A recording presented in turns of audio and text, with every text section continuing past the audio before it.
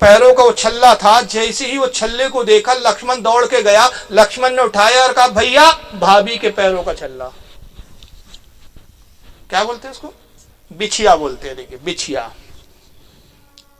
राम बड़े हैरान हो गए, कहा कि लक्ष्मण बात समझ में नहीं आई, माथे की बिंदिया के बारे में मैंने तुमसे पूछा कि ये भाभी की है तुम्हारे, तुम खामोश थे। मैंने हार के बारे में कहा, तुम खामोश थे। चूड़ियों के बारे में कहा, खामोश थे।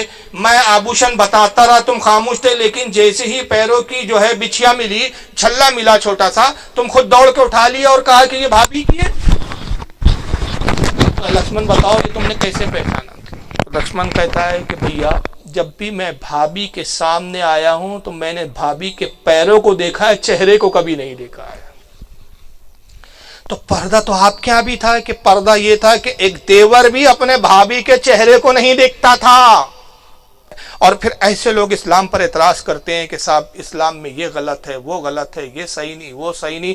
अब इस पे भी लाते हैं कि भाई शादी का जो तस्वुर है आप लोगों क्या 4-4 के तस्वुर है, इस पे भी एतराज होते हैं। 4 का तस्वुर सीखो हमसे भाई, 7 जन्मों का रिश्ता, एक से जो निभाया तो 7 जन्मों तक, जन्म जन्मांतर का रिश्ता। और आप लोगों क्या 4। असल में बेचारे खुद कुरान पढ़ते नहीं है, नाबलद है। सबसे पहले तो ये समझना पड़ेगा कि इस्लाम में 4 औरत रखने की इजाजत क्यों है। 4 रख सकते, रखना है ये जरूरी नहीं है। कुरान ने वादे तौर पर कहा, सूरह निसा में है, रब फरमाता है कि तुम चाहो तो निकाह 2 करो, 3 करो या 4 करो। और अगर इसकी तुम में इस्तिताअत नहीं है, अल्लाह फरमाता है कि अगर तुम इसकी इस्तिताअत नहीं रखते, अगर तुम्हें खौफ हो कि तुम बराबरी नहीं कर सकोगे, तो अल्लाह फरमाता है तुम्हारे लिए एक ही काफी है। तो ये नहीं कहा कुरान ने कि खामोखा तुम 4-4 करो, 5-5 करो, 3-3 करो, अपनी हैसियत के हिसाब से। अगर एक की किफालत कर सकते हो तो एक ही काफी है। अब बराबरी का सलूक कैसे इस्लाम में बताया, इमाम गज़ाली रहमतुल्लाह अलैह ने बड़ी प्यारी मिसाल दी इसकी। कहा कि शरीयत ये कहती है कि 2 औरत हो तो दोनों में जो मर्द इस तरह की बराबरी कर सकता हो तो उसे ही हक है कि वो 2 निकाह करे। अब बराबरी की मिसाल ऐसी दी कि अगर 2 तरबूज लाए तो बराबरी ये नहीं है कि एक तरबूज उठाया एक बीवी को दे दिया, दूसरा तरबूज उठाया दूसरी बीवी को दे दिया और कहा देखो साहब बराबरी, दोनों को 2-2 तरबूज ला के दिया ना एक।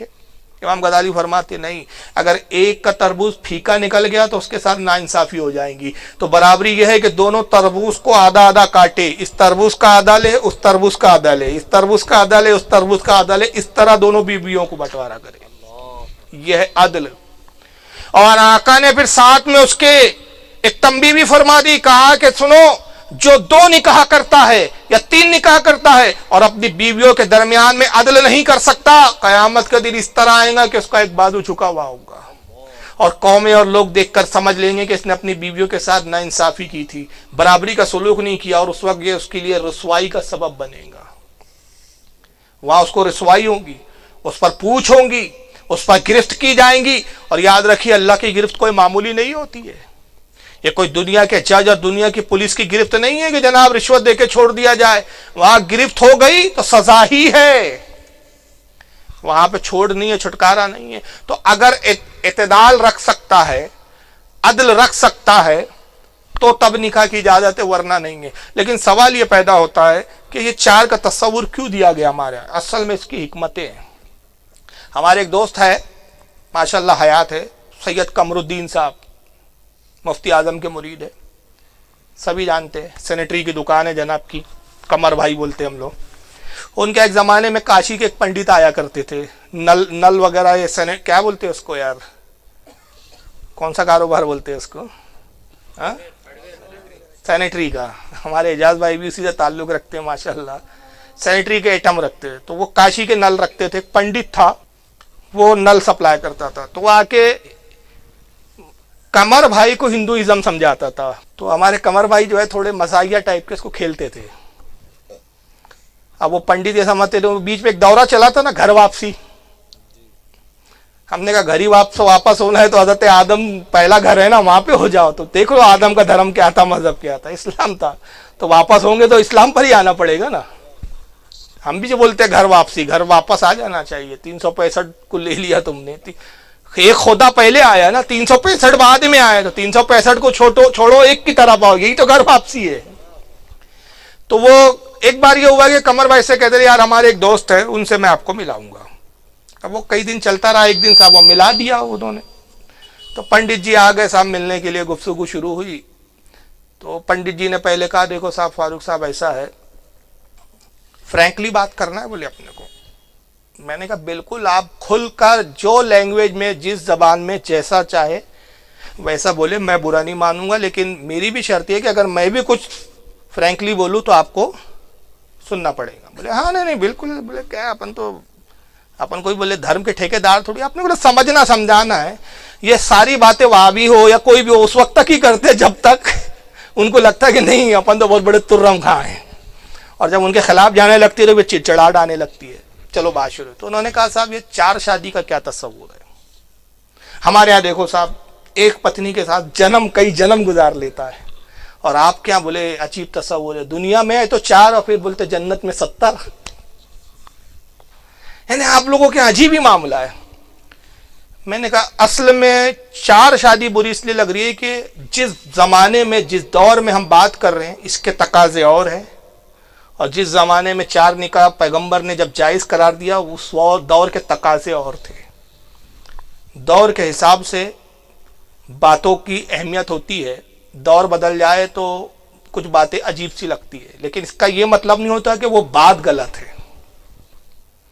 मैंने कहा सुनो हमारे यहाँ पैगंबर का क्या तस्वुर है। आप क्या है कि एक ही अर्धांगनी आधा धड़, तो एक ही अर्धांगनी, और हमारे यहाँ क्या है 4 रख सकते हैं। तो 4 रख क्यों सकते हैं, क्यों इसकी गुंजाइश रखी? गुंजाइश लग रही कि जिस जमाने में पैगंबर कह रहे हैं वो जमाना था जंगों का, एक मुल्क दूसरे मुल्क पे हमला करता था, और उस दौर की जो जंगें होती थी आज जैसी जंगें नहीं होती थी कि पत्थर के पीछे बंदूक लेके बैठे हैं तो घंटों में एक ही मर रहा है। 2-2, 3-3 दिन हमले हुए तो कितने मरे? बोले 5 मरे। वो जंगें ऐसी नहीं होती थी, तलवारों की जंग थी। जब 2 आमने सामने हो गए तो मिनटों में फर्क नतीजा सामने आएगा, और 2 का मुकाबले का मतलब 1 का मरना यकीनी। तो जब जंगें होती थी तो नतीजा क्या होता था? इधर से 1 लाख की फौज, उधर से 1 लाख की फौज।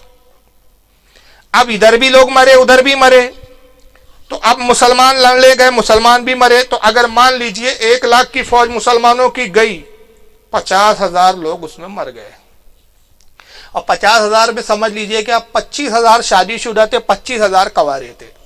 हालांकि शादीशुदा ज्यादा होते, लेकिन मैं समझाने के लिए कह रहा हूं। तो 25,000 लोगों की शहादत का मतलब 25,000 औरतें बेवा।